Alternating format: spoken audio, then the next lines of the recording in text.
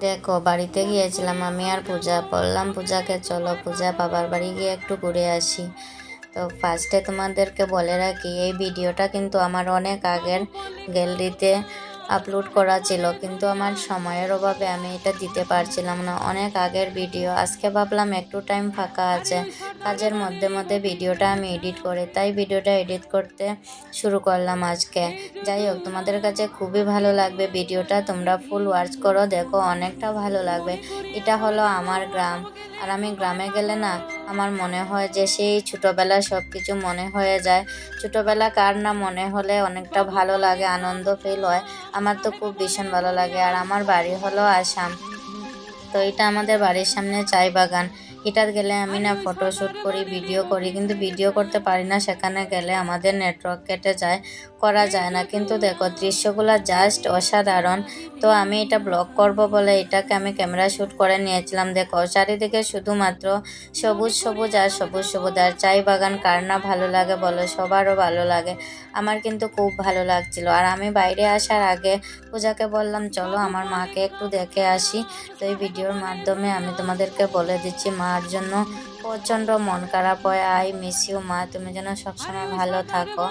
আমার মার জন্য প্রচণ্ড মিস করছি, আবার কথাও বলতে পারছি না, অনেকটা মন খারাপ লাগে মায়ের জন্য কথা বলার জন্য। যাই হোক, তোমাদের সকলের আশীর্বাদে আমার মা বয়স হয়ে গেছে, মা যেন ভীষণ ভালো থাকে।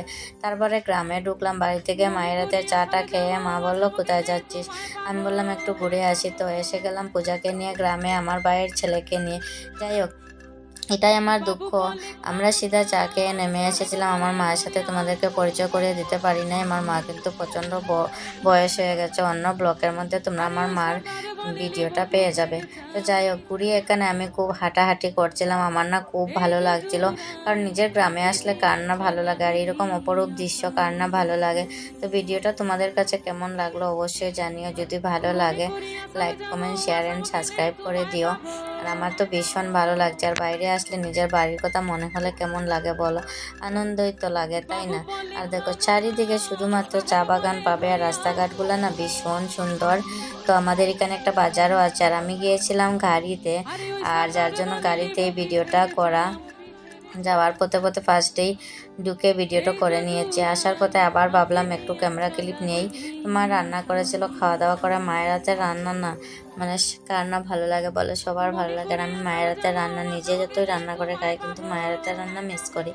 তো মা যা কিছু করিয়ে দেয় খেতে গেলে কিন্তু ভীষণ ভালো লাগে, কারণ তো মায়ের হাতের খাওয়া, বুঝতেই তো পারছো।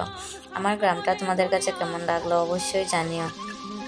আর দেখো এখানে কতগুলা গরু ছিল, তো গরুগুলাকেও আমি দেখছিলাম।